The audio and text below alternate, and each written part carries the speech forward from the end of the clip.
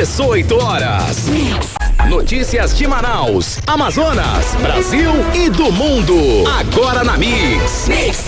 6 horas, 1 minuto em Manaus, você no melhor Mix do Brasil, começando mais uma edição do programa 18 horas, inclusive é o último programa do mês de janeiro, hein, será, Karine? Hein, Carlão? Tenho cá minhas dúvidas, ainda estamos em janeiro de 2023. Vai lá saber que amanhã é dia 31 de janeiro, dia 32, já pensou, Carlão? Não mais dá, não. Mais um dia, legal, um não bônus dá, não. do janeiro.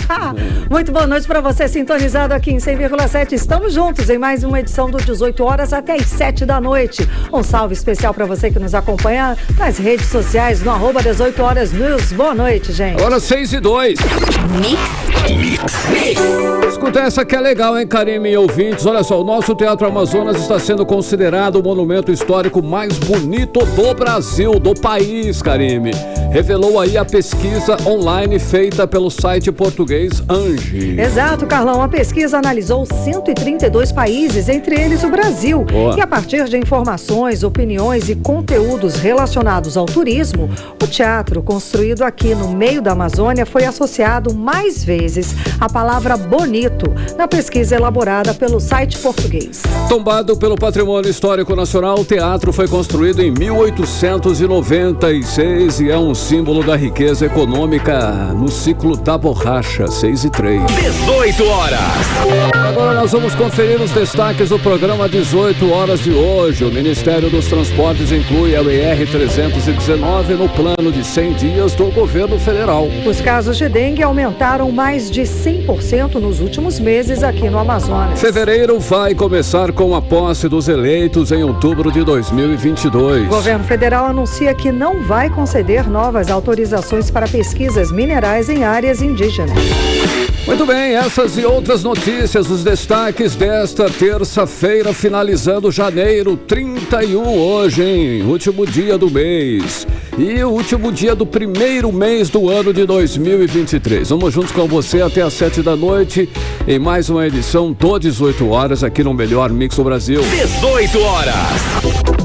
Olha só, inicialmente fora do plano dos 100 primeiros dias de governo, a BR-319 e a BR-174 agora fazem parte da relação das obras emergenciais do novo governo federal. A inclusão das duas rodovias que passam aqui pelo Amazonas foi anunciada pelo Ministério dos Transportes, Karine. Exato, e essas rodovias têm passado por problemas constantes, viu, Carlão? Principalmente a BR-319, que no fim do ano passado perdeu 2 pontes no intervalo muito curto de dias.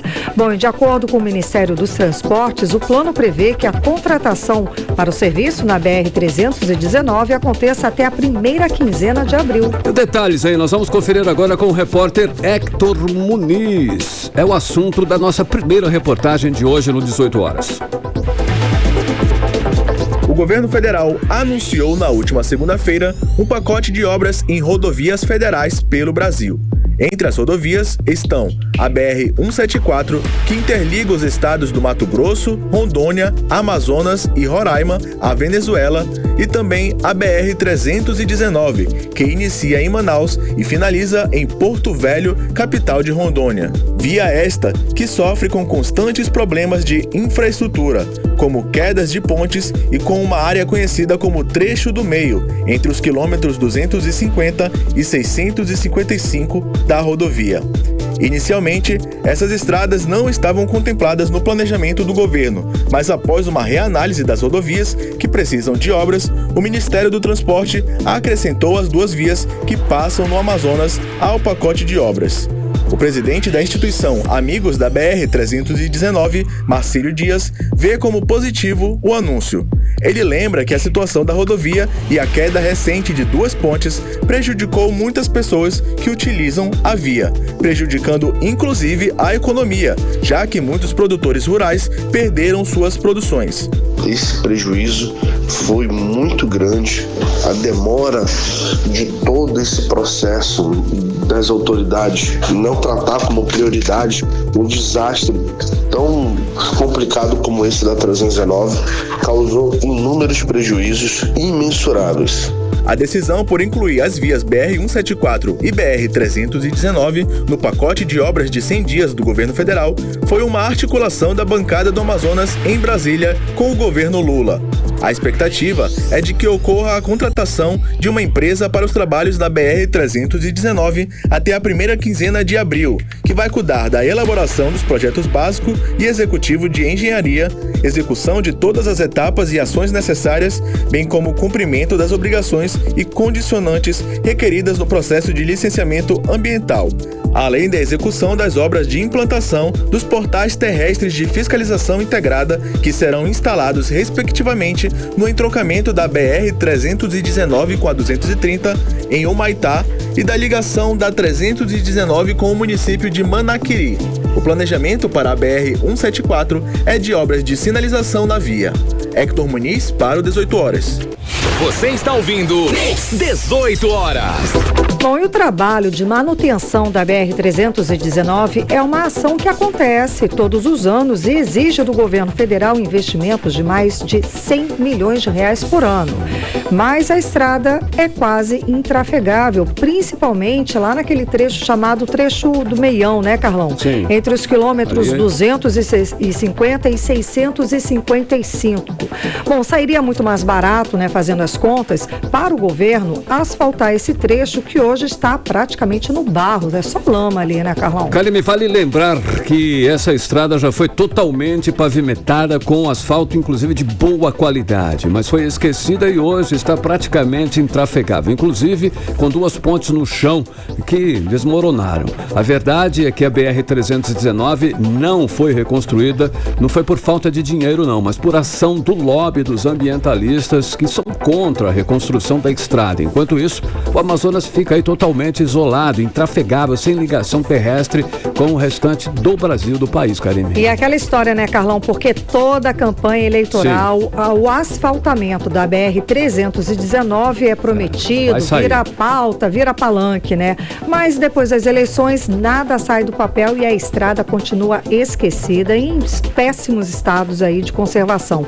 O Amazonas merece, sim, ter uma ligação por terra com o restante do país, mas tudo indica que esse excesso aí, essa estrada, essa conclusão, ainda vai demorar muito tempo para ser feito, para ser concluído, né, Carlão? Infelizmente. Exatamente, Karine Leão. Essa obra já foi prometida várias vezes, inclusive por Lula no primeiro governo, no segundo governo e por Dilma também no terceiro governo do PT e até o Bolsonaro também, o último presidente, prometeu e até agora não temos uma BR-319 trafegável funcionando como nós tanto queremos. Só promessa de campanha, papo de político que quer ganhar a eleição. 18 horas. E atenção aí, os casos de dengue mais que duplicaram nos últimos meses. O aumento foi de 106% aqui no Amazonas. Ligou já aí o sinal de alerta nas autoridades de saúde. Pois é, Carlão, a Fundação de Vigilância em Saúde emitiu inclusive um alerta para que a população amazonense fortaleça os cuidados contra a disseminação do mosquito transmissor da doença. E a repórter Nathalie Moraes conta pra gente mais detalhes sobre o assunto. Com o aumento no número de casos de dengue notificados, a Fundação de Vigilância em Saúde do Amazonas emitiu nesta segunda-feira um boletim de situação epidemiológica recomendando aos municípios do interior do estado e à população amazonense que fortaleçam os cuidados contra a disseminação do mosquito Aedes aegypti, transmissor da doença. Foi identificado um aumento de 106% no número de casos notificados de dengue no Amazonas. Na comparação dos períodos sazonais nos anos de 2021 e 2022 e 2022 a 2023, entre os meses de setembro a janeiro. Em todo o Brasil, houve um aumento de 197% nos casos de dengue, em comparação com o mesmo período de 2022. Com 550 óbitos registrados no país, os casos de Zika aumentaram em 188,9% e os casos de chikungunya, 94,8%. Aqui no estado, 4 mortes por dengue foram registradas nos últimos meses. O infectologista Demétrios Montenegro destaca que existem 4 tipos de vírus da dengue, os sorotipos 1, 2, 3 e 4, e todos podem causar diferentes formas da doença. Já a dengue, ela dá mais dor no corpo e tem o risco de evoluir para uma doença mais grave, com sangramento, hipotensão arterial. Então isso daí leva a gente a ter um pouco mais de cuidado e de prestar mais atenção nos pacientes que têm dengue, porque eles realmente podem evoluir com uma gravidade maior, inclusive levando à morte se não for feito um atendimento, um pronto atendimento. Aqui no Amazonas, os municípios mais afetados com a dengue são Benjamin Constant, Atalaia do Norte, Santo Antônio do Içá e Ipixuna. O especialista reforça que ao sentir qualquer sintoma de dengue, como dor de cabeça, febre alta e dor nas articulações por mais de 3 dias, que o paciente procure imediatamente o serviço de pronto atendimento. Febre, dores articulares, precisa realmente procurar um atendimento, principalmente a partir do 4º, 5º dia, que no caso da dengue é quando pode evoluir para uma gravidade maior, para ficar fazendo essa evolução e identificar se a pessoa está com dengue realmente e evoluindo para um dengue hemorrágico. Você, ouvinte, também pode se prevenir contra a dengue, evitando ter em casa o acúmulo de água nas calhas de telhas, mantendo as caixas d'água sempre tampadas. São pequenos cuidados que podem fazer toda a diferença no dia a dia. Nathalie Moraes para o 18 horas. Você está ouvindo 18 horas. Para 6h12, você no melhor mix do Brasil em mais uma edição do 18 horas. Olha só, amanhã é o dia da posse dos novos deputados estaduais e federais eleitos em outubro passado. Também toma posse o senador Omar Aziz, que foi reeleito para mais um mandato de 8 anos no Senado. Bom, Carlão, e a esquerda perdeu espaço na política amazonense. A bancada do Amazonas em Brasília, por exemplo, é toda de centro e de direita. E até mesmo na nova composição aqui da Assembleia Legislativa, a partir de amanhã, existe um único partido de esquerda, o PT, mas que na prática não faz oposição na casa. E o único parlamentar com atuação de oposição, Wilker Barreto, pertence a um partido de centro que é o Cidadania. Os detalhes com o Odinei Araújo. Os 24 deputados estaduais do Amazonas tomam posse amanhã, 1º de fevereiro, em solenidade marcada para as 9h30 da manhã, no plenário Rui Araújo, na sede da Assembleia Legislativa do Estado. Da nova composição, 14 são parlamentares que conseguiram se reeleger e 10 assumem o primeiro mandato na função. Entre os novos deputados, todos são de centro ou de direita. A lista de calouros na política amazonense inclui Dr. Jorge Lins, Tiago Abraim e Mário César Filho, todos do União Brasil, Daniel Almeida, Maíra Dias e Vanderlei Monteiro, todos do Avante, Rosenha e Cristiano D'Angelo, ambos do MDB, Débora Menezes do PL e comandante Dan do PSC. Já entre os reeleitos, o PT de Sinésio Campos é o único partido de esquerda, porém o parlamentar é governista. E quem faz vez de esquerda na Assembleia Legislativa é o deputado Wilker Barreto do Cidadania, que é um partido de centro. Além de Sinésio e o Wilker, também foram reeleitos Roberto Cidade, Joana Dark e Adjunto Afonso, todos pela União Brasil, João Luiz e doutora Maiara, do Republicanos, Alessandra Campelo e doutor Gomes, do PSC, Cabo Maciel e delegado Péricles, do PL, Felipe Souza, do Patriotas, Abdala Frache, do Avante e Carlinhos Bessa, do PV. Já entre os deputados federais, a esquerda ficou totalmente de fora. Toda a bancada do Amazonas na Câmara dos Deputados em Brasília é de centro ou de direita. Para o analista político Breno Rodrigo Leite, a esquerda no Amazonas sempre foi muito fragmentada. Mesmo a projeção nacional que o PT obteve com a eleição de Lula em 2002 não se traduziu no crescimento do partido aqui no estado. Então, historicamente, no Amazonas, embora o Amazonas tem um enorme parque industrial, uma classe de trabalhadores da indústria também bastante relevante, a esquerda nunca se mostrou uma força viva no Estado, né? Do ponto de vista da concorrência de candidaturas, de candidaturas majoritárias de prefeito, governador. A política no Amazonas ela é muito tradicional nesse sentido, o que de certa maneira bloqueia a ascensão da esquerda. Entre os 8 deputados federais pelo Amazonas, 4 são estreantes em Brasília. Amon Mandel, do Cidadania, Adail Filho, do Republicanos, Saulo Viana e Fausto Júnior, ambos do União Brasil. Os outros 4 deputados reeleitos são Átila Lins e Sidney Leite, ambos do PSD, Silas Câmara, do Republicanos, e Capitão Alberto Neto, do PL. No Senado Federal, onde não houve mudança, uma vez que Omar Aziz, do PSD, se reelegeu, a configuração se repete. Além dele, Eduardo Braga, do MDB, e Plínio Valério, do PSDB, pertencem a partidos de centro. O analista político Breno Rodrigo Leite acredita que, apesar da esquerda não ter representatividade na bancada do Amazonas em Brasília, as políticas sociais não serão comprometidas. A esquerda, historicamente, esteve envolvida com essa pauta de políticas sociais, de envolvimento com movimentos sociais, sindicatos, enfim, mas hoje essa pauta, pelo fato dela já estar bastante institucionalizada, ela se tornou uma pauta bastante suprapartidária. Tá? Não é uma coisa mais de esquerda ou de direita, mas é uma coisa já relativamente bem consolidada dentro do nosso ordenamento político e constitucional. A esquerda hoje, ela de certa maneira já se afastou bastante dessas pautas mais universalistas, né? Odinei Araújo para o 18 horas. Você está ouvindo 18 horas.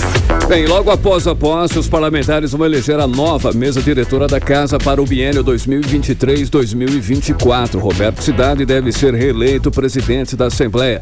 Também serão eleitos 3 vice-presidentes, um secretário-geral, 3 secretários, um ouvidor e um corregedor. Bom, Carlão, e a expectativa é de que o deputado Carlinhos Bessa seja eleito para a primeira vice-presidência, que é o segundo cargo mais importante da Assembleia. O presidente Luiz Inácio Lula da Silva anunciou que o governo não vai conceder novas autorizações para pesquisas minerais em áreas indígenas.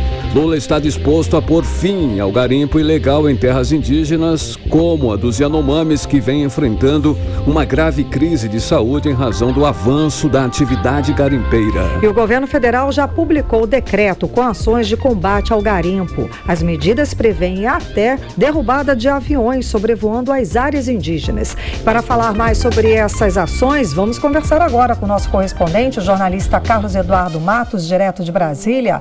Cadu, boa noite, Cadu, seja bem-vindo. Então, o combate ao garimpo em terras indígenas agora virou prioridade do novo governo, não é não? Conta pra gente, boa noite. Isso mesmo, Karime, boa noite para você, boa noite, Carlão, boa noite, ouvintes do 18 horas. Boa. O decreto publicado hoje pelo governo Lula impõe medidas prioritárias de combate ao garimpo ilegal na Amazônia e de proteção aos povos indígenas. Na verdade, é uma espécie de intervenção do Estado sobre o território Yanomami. A principal medida, Karine, é a criação de uma zona de identificação de defesa aérea. O espaço aéreo do território Yanomami, em Roraima, passa a ser vigiado pela aeronáutica. E se alguma aeronave suspeita for identificada, a Polícia Federal e o IBAMA estarão autorizados a fazer a interdição dessa aeronave. Já a Força Nacional vai ajudar na segurança das equipes de saúde e as equipes de saúde e de assistência social que vão trabalhar no território Yanomami. Essa escolta é necessária, Karime, porque os garimpeiros não estão se intimidando com a presença dos militares. Inclusive, há denúncias de que os garimpeiros estariam dificultando o trabalho do pessoal da FUNAI e do Ministério da Saúde, ameaçando os profissionais que estão fazendo o atendimento e o resgate dos índios. Ou seja, além do problema grave de crise humanitária, tem o cenário de violência, Karine, que coloca em risco a vida de todo mundo ali. Daí a razão de colocar gente armada e treinada para encarar de frente os garimpeiros, que também estão muito bem armados, né? Esse decreto, Karine, mobiliza 4 ministérios: o da Defesa, Saúde, do Desenvolvimento Social e Combate à Fome e dos povos indígenas. A ideia é criar uma força-tarefa para o povo Yanomami naquilo que é essencial, que é o fornecimento de água potável, alimentação, a alimentação básica, né, roupas, calçados, enfim.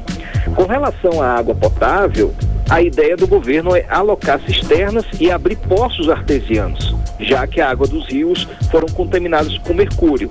É um trabalho grande, bastante complicado, Karine, porque a crise humanitária atinge pelo menos 129 comunidades Yanomami que estão em regiões de difícil acesso. Por isso, esse decreto presidencial garante o recurso financeiro e também o pessoal necessário para desempenhar essa tarefa.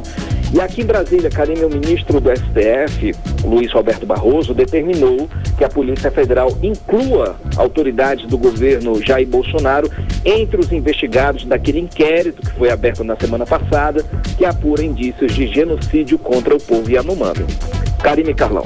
Cadu, inclusive, eu estava vendo aqui que o Ministério da Justiça e Segurança Pública estendeu por mais 60 dias a permanência dos agentes da Força Nacional de Segurança Pública na chamada terra indígena, o Pirititi, que fica justamente no sul de Roraima. A medida justamente pretende amenizar e ajudar em toda essa ação em relação aos indígenas, não é? Exatamente. Um dos fatores que levou à extrema miséria dos índios é a falta de acesso à água potável, à alimentação, tudo isso que passou a ser controlado pelos garimpeiros, né? Contaminado, controlado, eles foram cada vez mais sendo acuados dentro de seus territórios, não tendo condições, inclusive, de caçar, ter acesso à alimentação na selva. O fator armado dos garimpeiros, a condição armada deles, propiciou essa condição de vida deles. E é importante a Força Nacional lá, né, até porque são homens armados, treinados aí, que vão enfrentar esses garimpeiros que têm o apoio, o financiamento do crime organizado. O mesmo crime organizado que faz o transporte de drogas do trecho Colômbia, que traz a droga da Colômbia para o restante do Brasil. Esse mesmo grupo que ramifica seu recurso, seu dinheiro, investe, digamos assim, no garimpo ilegal. É um crime estruturado, né, Karine? Sim, estruturado. Ei, Cadu, olha só, o ministro da Fazenda, que é o Fernando Haddad, ele voltou a dizer que a reforma tributária vai se basear na redução de impostos para a indústria. Mas o presidente Luiz Inácio Lula da Silva disse que a Zona Franca de Manaus é assunto dele, ou seja, o homem chamou para si a responsabilidade. A bronca agora é com ele, Cadu, com o presidente. Conta aí pra gente essa história, Cadu. Carlão, hoje o senador Omar Aziz teve uma conversa com o presidente Lula durante um evento no Palácio do Planalto, que foi a assinatura do Conselho de Participação Social, que inclui a sociedade civil na construção de políticas públicas do governo. E nesse encontro, Lula teria dito ao Omar que a Zona Franca de Manaus é assunto dele. Essa frase aí foi para tranquilizar o senador, que foi lá no Palácio do Planalto em busca de uma resposta do presidente, se ele vai manter a promessa de defender a Zona Franca. A gente lembra, mais uma vez, Carlão, que o nosso modelo econômico vive uma nova ameaça com a reforma tributária que está sendo construída pelo governo Lula, e hoje, como você disse, o ministro Fernando Haddad reforçou a ideia de que a reforma tributária vai se basear na redução de impostos para a indústria. No caso, ele reafirmou a extinção do IPI, que é uma medida que pode comprometer a competitividade da Zona Franca de Manaus. Então Lula mandou essa frase direta e reta aí para o senador Omar Aziz, que, ao que tudo indica, saiu um pouco mais tranquilo, né? Já que o diálogo com a equipe econômica, por enquanto, ainda é muito difícil. E, Carlão, nesse encontro, Omar Aziz também tratou da escolha do novo superintendente da SUFRAMA. O cargo já é ocupado interinamente pela servidora de carreira Ana Maria Souza, que aguarda aí um posicionamento do governo. Omar Aziz quer fazer valer a indicação dele, Carlão, que não é o ex-deputado José Ricardo. José Ricardo aí ganhou o apoio da classe acadêmica, dos economistas, inclusive as associações, institutos federais, universidades do norte do país encaminharam cartas ao governo em apoio a José Ricardo. Mas aí existe um movimento dentro da bancada do Amazonas para tentar barrar o nome de José Ricardo. Por isso, acredita-se que uma das tarefas do senador Omar Aziz, junto ao presidente Lula, foi tentar resolver essa questão. E quem vem se fortalecendo nessa disputa é o ex-deputado Bosco Saraiva, do Partido Solidariedade. Então, em meio à bronca toda com relação ao governo, né, todas essas indicações aí, parece que a SUFRAMA está no meio desse imbróglio, né? E a gente já falou que a SUFRAMA vem sendo usada como instrumento de negociação com o Partido União Brasil para tentar fazer uma negociação junto à Câmara dos Deputados em meio a uma disputa pela CCJ, pela Comissão de Constituição e Justiça. Falamos desse assunto aqui. Parece que a indicação do nome, a definição desse nome só vai ser resolvida após a eleição das comissões. Não é após essa eleição de amanhã não, Carlão, que vai acontecer na Câmara e no Senado. É após a eleição das comissões. Quando tudo estiver definido, todos os partidos estiverem compostos com as suas devidas posições no cenário do Poder Legislativo, é que aí que vai ser definido o nome para compor a SUFRAMA. Pelo menos essa informação de bastidor. Claro que isso muda a cada 5 minutos, né, Carlão? E amanhã é a posse dos deputados federais, senadores, para um novo mandato de 4 anos. E logo em seguida, a partir das 3 da tarde, acontece a eleição da mesa diretora das 2 casas.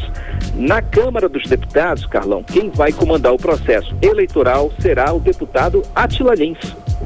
Isso porque o presidente Arthur Lira vai disputar a reeleição, então não dá para ele comandar a eleição a qual ele vai concorrer, né? Então, pelo regimento interno, pelas regras internas da Câmara, quem comanda a sessão é o deputado que tem o maior número de mandatos. E Átila Lins é um parlamentar constituinte. Ele começou lá atrás, Carlão, ele agora conta com 6 mandatos consecutivos. Então ele representa o Amazonas desde 1991. Por essa razão, Átila Lins vai comandar a festa por lá. E no Senado, Carlão, o clima é mais tenso. Faltando horas aí para as eleições no Senado, o clima tem se esquentado cada vez mais. Rodrigo Pacheco está na luta para manter a preferência da maioria, mas o senador Rogério Marinho está muito forte, assoprando a orelha de Rodrigo Pacheco com mais força. Hoje o PSDB declarou apoio a Rogério Marinho, e isso inclui o senador Plínio Valério, que ontem a gente falou sobre ele pretende votar no senador inexpressivo Eduardo Girão. E o MDB declarou apoio a Rodrigo Pacheco. Essa postura aí tem o dedo do senador Eduardo Braga, que está na briga para tentar presidir uma das comissões do Senado. Então os holofotes estão sobre o Senado Federal, Carlão. Está rolando um jogo muito forte, uma negociação envolvendo lideranças da direita para que Rodrigo Pacheco seja traído pelos seus pares. Para conter essa sangria, tem portas-vozes do governo aí já trabalhando nos bastidores para tentar ajudar na vitória de Rodrigo Pacheco. Carlão e Karine. Cadu, para finalizar, hoje foi o último dia da intervenção federal na segurança do Distrito Federal, mas o governador Ibanez Rocha continua afastado, não é mesmo? Como é que está a situação aí? Atualiza pra gente. Continua afastado, Karine. O governador do Distrito Federal, Ibanez Rocha, segue fora do cargo até o mês de março. Ele foi afastado por ordem do STF por suspeita de ter colaborado com os atos terroristas do dia 8. Como chefe do Poder Executivo, ele entregou a segurança pública do Distrito Federal a um ex-aliado de Bolsonaro e apoiador das manifestações antidemocráticas. Nos bastidores, Karine, ele segue buscando os aliados para evitar o pior, que é o impeachment. A informação, por enquanto, é que há uma luz no fim do túnel, que existe uma possibilidade de evitar o impeachment. Mas é preciso aguardar o recomeço das atividades parlamentares, porque o presidente da Câmara Legislativa do Distrito Federal já avisou que pretende sim instalar uma CPI dos atos terroristas. Esse é o nome, viu? A depender das provas, é possível que um pedido de impeachment seja aprovado pela maioria. E, Karine, fazendo um rescaldo dos atos de 8 de janeiro, a PGR, a Procuradoria-Geral da República, denunciou ao todo 479 pessoas pelo crime de terrorismo, associação criminosa e incitação ao crime. Os casos agora foram encaminhados para a Justiça e agora aguarda o posicionamento dos magistrados para que esses denunciados se tornem réus. e a Justiça do Distrito Federal determinou ao todo o bloqueio de bens e das contas de 92 pessoas desse total de 494 pessoas que estão presas. O objetivo, claro, é ressarcir o patrimônio público. Para se ter ideia, Karine, na Câmara e no Senado o valor do prejuízo passa de 8 milhões de reais, sem contar com as obras de arte. O STF, ainda que foi o prédio mais atingido pelos atos vandalistas, né, ainda não estimou o valor total do prejuízo. Mas o importante é esse é o rescaldo, né, dessa intervenção aí que aconteceu. Hoje acaba a intervenção federal, né, coloca fim a essa situação. O governo volta à normalidade, o governo do Distrito Federal volta a gerir sobre a segurança pública do Distrito Federal e ficou o rescaldo, né, ao todo 494 pessoas presas por terem participado. Ao todo começou com 1.200 e fecha aí com 494 denunciados. Volto com vocês, Karine e Carlão. Obrigada pelas informações, Cadu. Boa noite, bom trabalho. Tchau, tchau. Valeu, gente. Tchau, tchau. 6h31, você no melhor mix do Brasil. 18 horas. Olha só, Manaus subiu 26 postos e agora é a terceira no ranking das melhores para se fazer negócios no comércio, segundo dados da Urban Systems, publicado pela revista Karime. Pela revista Exame, né, Carlão? E o ranking é de 2022 em relação a 2021. Manaus fica atrás apenas de São Paulo e Barueri, deixando os centros como Rio de Janeiro, Brasília, Belo Horizonte, Fortaleza para trás, gente. Olha aí. Bom, no ano passado a capital amazonense estava na 29ª colocação. Olha, com um saldo de 7.434 empregos na área do comércio, Manaus reduziu os impactos da pandemia em um dos setores mais afetados pela crise sanitária mundial. E a gestão do prefeito Davi Almeida impactou diretamente no resultado positivo. E daqui a pouco aqui no 18 horas, embarcações no porto da Ceasa são fiscalizadas pelo Procon Amazonas. Entre os objetivos da ação é fiscalizar a venda de ingressos para o Festival de Parintins. É o nosso assunto em instantes. 18 horas. 6h33, você no melhor Mix do Brasil em mais uma edição do 18 horas. E agora nós vamos conferir a previsão do tempo e temperatura para amanhã. 1º de fevereiro, amanhã já estaremos em fevereiro. Será que o mês vai começar com chuva? Tempo e temperatura, Karime Leão. Previsão do tempo. As chances de chuva são de 90%, Carlão. Isso segundo informações do Climatempo. A mínima prevista é de 23 graus, a máxima pode chegar a 31 graus. A previsão é de sol com algumas nuvens. Chove rápido durante o dia e a noite. Olha só, o Rio Negro subiu mais 11 centímetros de ontem para hoje, elevando agora o nível no Porto de Manaus para 21 metros e 70 centímetros acima do nível do mar. 18 horas. E atenção, motorista que passa na região do Distrito Industrial. Uma cratera se abriu na Avenida Rodrigo Otávio após forte chuva que atingiu Manaus na segunda-feira, em Karime. Pois é, Carlão. Situação. Foi uma chuvada, né? A gente falou aqui. Por causa disso, a avenida foi parcialmente interditada hoje de manhã no sentido Impa-Bola da Suframa. No trecho, o trânsito flui apenas numa faixa. Equipes da Secretaria de Infraestrutura do município estão no local e a obra deve durar, em média, aí 7 dias. Bom, resumindo a ópera, Karime, o motorista precisa ter atenção e paciência, e muita paciência. Vamos aí aos detalhes na reportagem de Nathalie Moraes sobre a obra, hein? A forte chuva que atingiu Manaus ao longo desta segunda-feira provocou a abertura de uma cratera na Avenida General Rodrigo Otávio, na altura do bairro Japim, na zona sul de Manaus. Segundo a Secretaria Municipal de Infraestrutura, que está trabalhando no local, foi registrado o rompimento de uma rede de drenagem.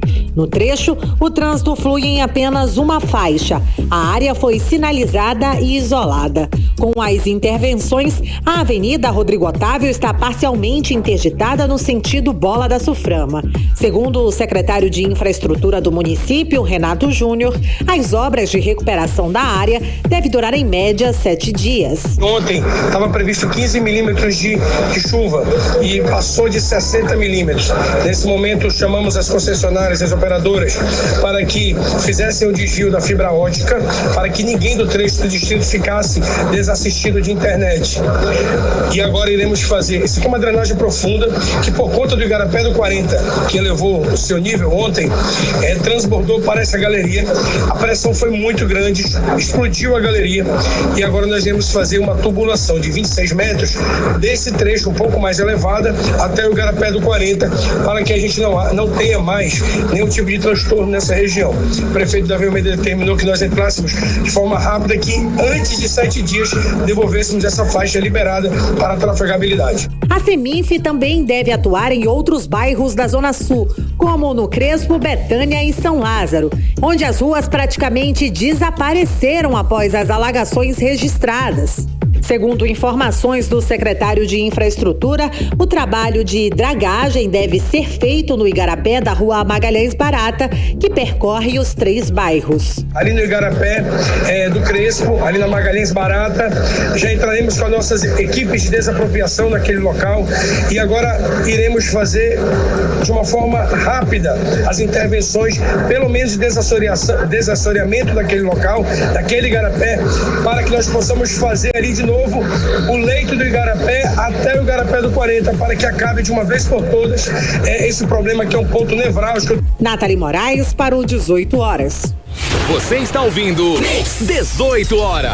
Para 6h36, você no melhor mix do Brasil, e daqui a pouquinho você confere no 18 horas. Depois da pandemia, o setor de turismo deve consolidar esse ano sua retomada de crescimento.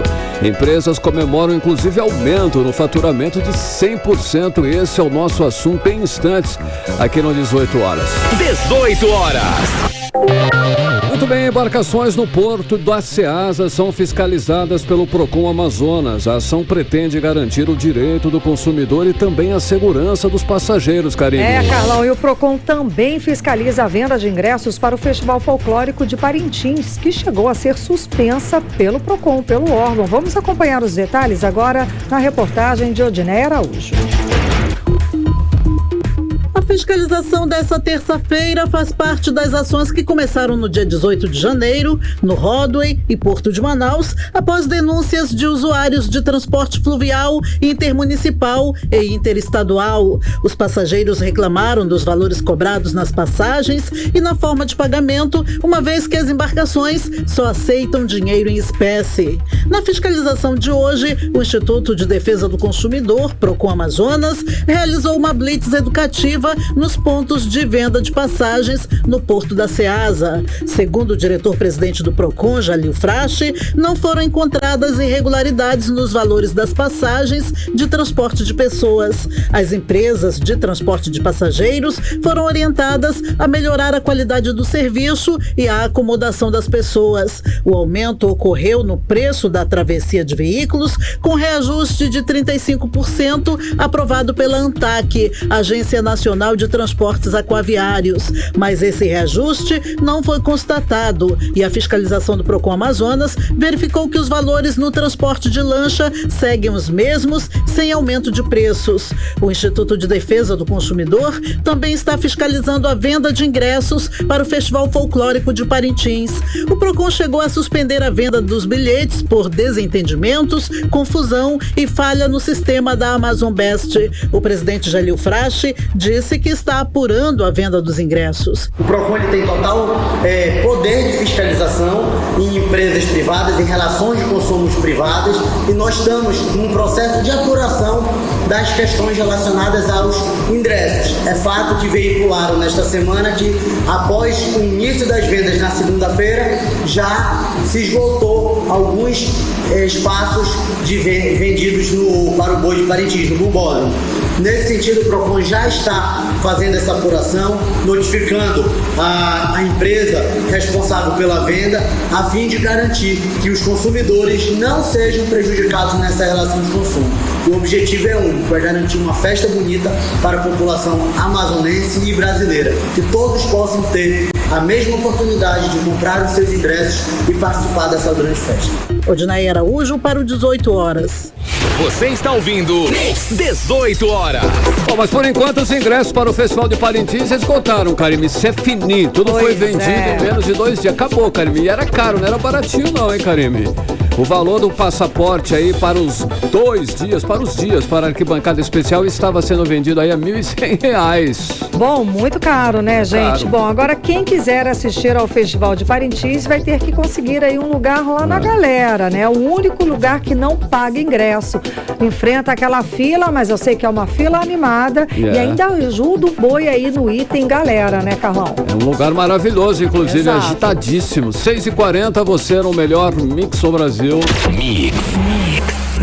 Olha só, após 3 anos do efeito pandemia de Covid na economia brasileira, o turismo está se reerguendo, está reagindo. A projeção é de um crescimento de 53,6% no faturamento do segmento, Karine. E aqui no Amazonas, Carlão, a expectativa também é de crescimento. As agências de viagens já têm registrado uma procura maior por compra de passagens aéreas para o nosso estado. E o repórter Hector Muniz traz mais informações sobre o assunto. O setor de turismo deve consolidar sua retomada de crescimento em 2023. Essa é a projeção da FEComércio, que acredita que o faturamento do setor de turismo deve crescer 53,6% em 2023, quando comparado ao ano passado. A entidade explica que essa projeção foi realizada com base nos resultados do terceiro trimestre de 2022, momento no qual mais da metade das empresas entrevistadas afirmou ter elevado em 100% ou mais o faturamento, em relação ao mesmo período do ano passado. De acordo com o presidente da Associação Brasileira de Agências de Viagens, a ABAV, no Amazonas, Jaime Mendonça, esse mesmo crescimento também foi registrado aqui no estado, e isso também empolga o mercado de turismo local. O cenário está muito virtuoso, viu? Está muito positivo, o mercado está aquecido, né? Por conta que passou a eleição, né? Época de ano eleitoral, sempre a gente fala no turismo. É um ano pra gente que a cada 2 anos a gente é assolado, porque parece que trava, sabe, o mercado, tanto na eleição municipal como na eleição geral, né? Que é Estado e Brasil em geral. É bem complicado pra gente, porque parece que o viajante, né, que ou tem contrato com o governo ou faz parte do governo, fica guardando seu dinheiro, né, para saber aguardar as cenas do próximo capítulo. Aí passou o fim da novela, que a gente soube o desfecho daquela novela, aí o pessoal relaxa, vai começar a gastar. Muita gente que trabalhou nas campanhas vão fazer suas viagens de férias, vão curtir, entendeu? Isso é uma coisa que sempre acontece, tá? No turismo. Ainda segundo Jaime Mendonça, a recuperação da malha aérea internacional é um sinal de recuperação econômica. Muitos voos novos estão acontecendo, né? Se você vê com esse panorama de pandemia, nós temos hoje uma malha aérea regional, né? Porque o Amazonas é como se fosse um país. A gente tem muito voo para o interior, né? Que foi uma boa sacada, né? Hoje em dia a gente os principais cidades do interior do Amazonas, a gente tem ligação via aérea. Pode não ser diária, mas a gente tem, né? E voos nacionais está quase tudo retomado, faltam poucos voos para serem retomados, né? Então a gente tem um quadro quase próximo do que era pré-pandemia, né? Se Deus quiser, isso daí é vento em popa para a gente ter cada dia mais voos em Manaus, tá? E a gente não se limita somente a questão da passagem aérea, né? O turismo é muito transversal, né? A gente passa por vários setores e vários tipos de negócio, né? Se você vai andar ali pela praça do Largo São Sebastião, você vai ver que ali que tem muito estrangeiro na cidade, muito europeu. E como é que eles estão vindo, né? Então, temos um turismo que a ocupação dos hotéis está boa. O Fórum de Operadores Hoteleiros do Brasil estima que este ano a taxa de ocupação retorne aos patamares pré-pandemia. No mercado de avaliação, as expectativas também são otimistas, principalmente levando-se em consideração os números de 2022. De acordo com dados da Agência Nacional de Aviação Civil, a ANAC, no ano passado, o volume de passageiros em voos nacionais e internacionais foi o maior desde 2020, ano de início da pandemia de Covid-19. No mercado doméstico, foram 82,2 milhões de passageiros, um aumento de 31,4% em relação a 2021 e de 81,8% em relação a 2020. Já nos voos internacionais, foram registrados 15,6 milhões de passageiros, alta de 226% sobre 2021. Hector Muniz, para o 18 horas.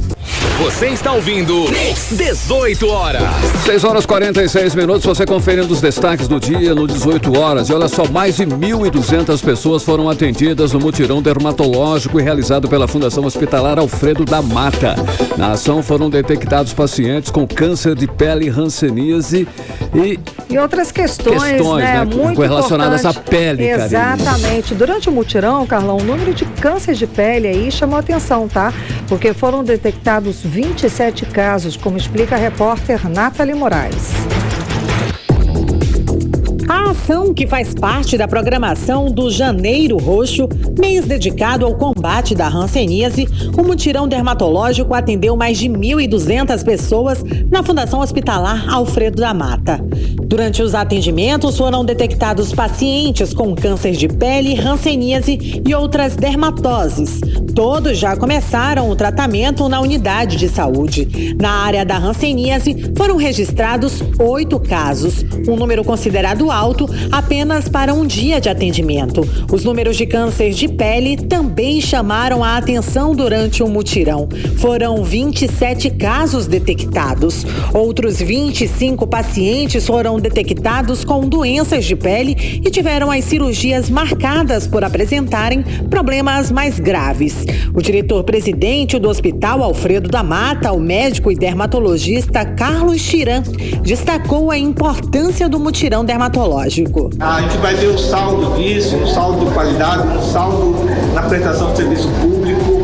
Eu vi vários casos de câncer de pele graves, muitos casos de psoríase graves, que irão entrar no programa de tratamento da instituição, e isso vai ter uma contribuição importantíssima para a vida dessas pessoas. O resultado final, com os dados já atualizados do mutirão, serão apresentados na próxima semana.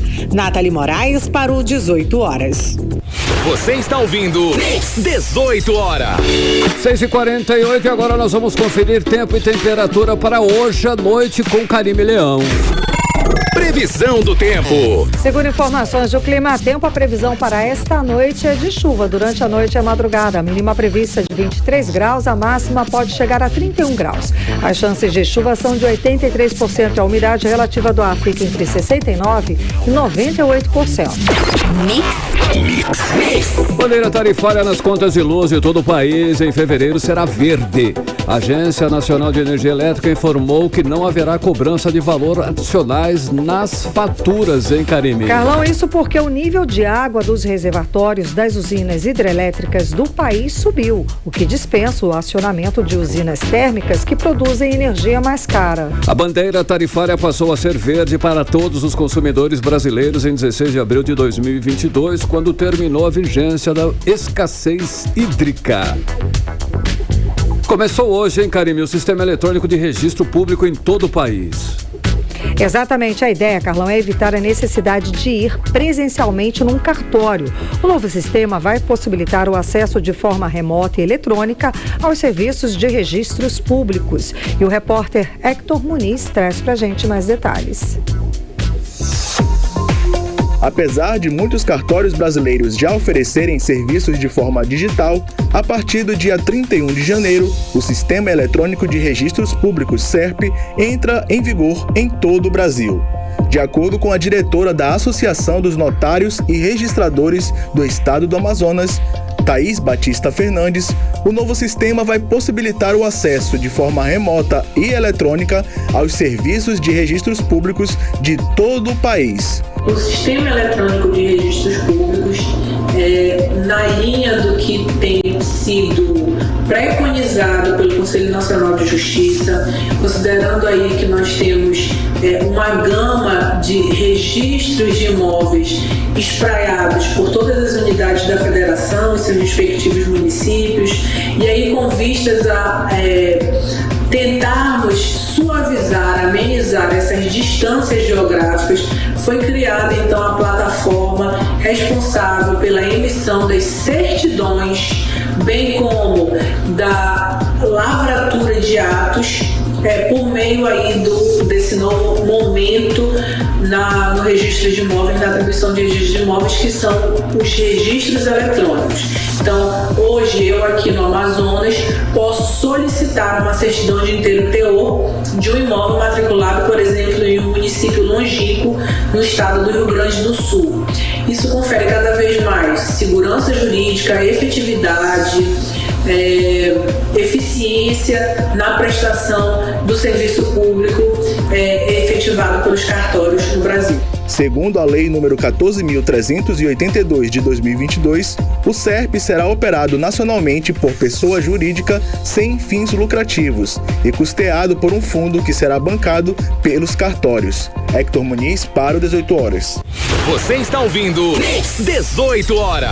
Agora em Manaus, 6 horas e 51 minutos. Chegou a hora da gente conferir os assuntos, os bastidores da política local, da política amazonense, com ela, Cíntia Blink. Boa noite, menina, seja bem-vinda. Então, já estão definidos aí os nomes dos relatores das contas de 2023, do governador Wilson Lima e do prefeito Davi Almeida. Conta pra gente quem são eles. Quais são esses nomes, Cíntia? Boa noite. Boa noite, Karime. Boa noite, Carlão e todo mundo que tá com a gente aqui na 100.7. Eu amei o menina, tá? Tinha que falar isso. Adorei. Mas o que eu tenho pra dizer hoje é que sim, o Tribunal de Contas do Estado do Amazonas definiu aí quem são os conselheiros que vão ficar de olho e vão ter a missão de acompanhar esse ano fiscal inteiro, tanto do governador Wilson Lima quanto do prefeito Davi Almeida. Eu tô falando aqui dos conselheiros Josué Neto, que vai acompanhar o governador, e Luiz Fabian, que vai acompanhar o prefeito. E aí a gente tem que falar um pouco ali desse passado. O Josué Neto, hoje conselheiro, mas antes deputado estadual e presidente da Assembleia, ele foi super crítico à gestão Wilson Lima, que agora está na seu segundo mandato. Ele chegou a dizer que Wilson Lima vivia em Nárnia, dizendo que ele não estava na realidade, tudo isso. Mas a gente está falando de um deputado estadual, agora conselheiro, então a gente entende aí que a realidade é outra. E Luiz Fabian, conselheiro, ele também já foi secretário de Educação na gestão Wilson Lima, mas ele vai acompanhar o ano fiscal do prefeito Davi Almeida. Ele fez esse ano duras críticas aos gastos aí da Prefeitura de Manaus de 2021, falando sobre educação básica e sobre a falta de creches. Mas é isso, e aí a gente espera, porque o que acontece? A partir do momento que eles fazem esse relatório, eles apresentam ao restante do pleno, que vão fazer uma votação e vão mandar isso para as casas legislativas. Então a gente está falando aqui de Assembleia e Câmara Municipal de Manaus. Karime, Carlão? Ei, Cíntia, olha só, hoje teve posse na Câmara Municipal de Manaus. 2 novos vereadores assumiram, é isso mesmo? É isso, porque nós temos a vaga aí do deputado Amon Mandel, que agora está na Câmara dos Deputados, e a outra vaga foi do Vanderlei Andrade, que agora vai para a Assembleia Legislativa. Entra no lugar de Amon Roberto Sabino, que já teve aí 4 mandatos como vereador, então a casa dele, quase essa casa legislativa. Ele é muito ligado à igreja, à Assembleia de Deus, ele é bolsonarista e ele promete trazer pautas de direita aí nesse novo mandato, nesse novo restante de mandato, né? E uma coisa curiosa é que a gente tem que em 2008 ele declarou R$18 mil para a Justiça Eleitoral. Já em 2016, ou seja, a gente está falando de um curto período de tempo aí, de 2008 para 2016, ele declarou 490 mil. Sobre Alonso Oliveira, que é o outro que chega e tomou posse agora. Ele foi secretário, teve à frente aí da Manaus Cult, Manaus Cut, que durante o tempo em que ele esteve à frente foi alvo de denúncias sobre direcionamento de fraude, sobre uma série de irregularidades, sobre contratos e licitações. Ele também já foi vereador, já teve aí 2 mandatos antes dessa vez. E ele foi também superintendente estadual de navegação, portos e hidrovias na gestão tampão de Davi Almeida, quando Davi Almeida foi governador. E, para a gente finalizar, vou falar aqui do Ministério Público, que arquivou aquela denúncia sobre a parada de ônibus da Ponta Negra. Aquela de R$200 mil, né, Isso, a gente conversou muito sobre isso por aqui na época, né? Ela foi inaugurada em 2019 pelo então prefeito Arthur Neto e o Ministério Público fez uma denúncia, mas o que se entendeu... Eu vou falar certinho aqui o nome do promotor, o Edgar Maia Albuquerque. Ele disse que entendeu que deve se arquivar porque usaram os materiais dentro do preço praticado no mercado. Gente, só um parênteses, uma parada de ônibus, exato, que aqui em Manaus foi construída e custou R$200 mil. Então, essa parada, ela tem som, enfim, uma série de diferenciais, e por isso que na época o prefeito disse que chamar de parada de ônibus era muito maldoso. Para usar a palavra certinha, eu parei aqui para ler. Era muito maldoso usar então, a parada é a palavra certa? Aí que eu não sei. Aí deixa eu só te contar uma coisa aqui, Karine, que a gente está arrasando e a gente conseguiu dar em primeira mão ontem sobre o Carlinhos Bessa, o deputado estadual Carlinhos Bessa, ser o nome da pessoa que vai assumir aí a vice-presidência na Assembleia Legislativa. A Assembleia vai ter agora, amanhã já é a posse, dia 1º, acabou janeiro, vai estar acabando janeiro, a gente nem crê, né? Esse mês enorme. Mas o que acontece é que agora, depois que a gente falou do Carlinhos Bessa, a imprensa inteira começou a dar Carlinhos Bessa também. Então amanhã estarei lá na posse para confirmar se é isso mesmo, mas você ouviu primeiro aqui na Mix. Com Cíntia Blink, né, Cíntia? É isso. Valeu, menina. Obrigada pelas informações. Obrigada, até amanhã. Até amanhã, tchau. Até amanhã, boa noite. Agora 6h57, você no melhor mix do Brasil. 18 horas. Economia. Vamos aos indicadores econômicos de hoje. O dólar fechou desvalorizado em 0,75% e fechou cotado a R$ 5,07.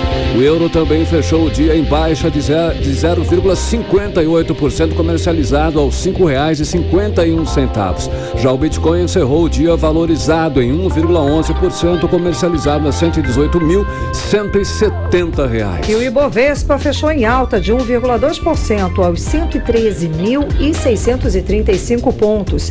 E o índice geral de preços registrou alta de 0,21% em janeiro. A informação é do Instituto Brasileiro de Economia da Fundação Getúlio Vargas. O índice é conhecido como inflação do aluguel por ser usado para reajustar grande parte de contratos do setor. Em 12 meses, o índice acumula alta de 3,79%. E o balanço anual do salariômetro, pesquisa da Fundação do Instituto de Pesquisas Econômicas, medida pelo Índice Nacional de Preços ao Consumidor, revela que os reajustes salariais ficaram abaixo da inflação, diminuíram entre 2021 e 2022. No ano passado, 40,6% dos reajustes não recompuseram as perdas salariais pela alta de preços. Já em 2021, essa proporção era de 49,7%. Os dados mostram ainda uma redução generalizada da presença e dos valores dos benefícios e complementos salariais. E levantamento divulgado pelo Banco Central revela que os juros do cartão de crédito rotativo chegaram a 409,3% no fim de 2022, o maior patamar desde agosto de 2017, quando a taxa estava a 428%. Foi um salto de 61,9 pontos percentuais em relação ao ano anterior. E a alta no custo de crédito agrava o endividamento que atinge metade da população. O rotativo no cartão é um crédito pré-aprovado a que os consumidores costumam recorrer quando estão em dificuldades. Ele e o cheque especial são os créditos de urgência mais procurados. Por isso, os juros nessas modalidades costumam ser tão altos. 18 horas. Agora em Manaus, 6h59. Seguimos direto para o Editorial 18 horas. Editorial 18 horas. Nasce mais uma esperança para a recuperação total da BR-319. O Ministério dos Transportes informou que incluiu a estrada que liga Manaus a Porto Velho no plano de 100 dias do governo federal. A promessa é de que a rodovia será contemplada com elaboração dos projetos necessários para sua recuperação. No caso, o projeto básico e executivo de engenharia, o cumprimento das exigências para o licenciamento ambiental e os portais de fiscalização.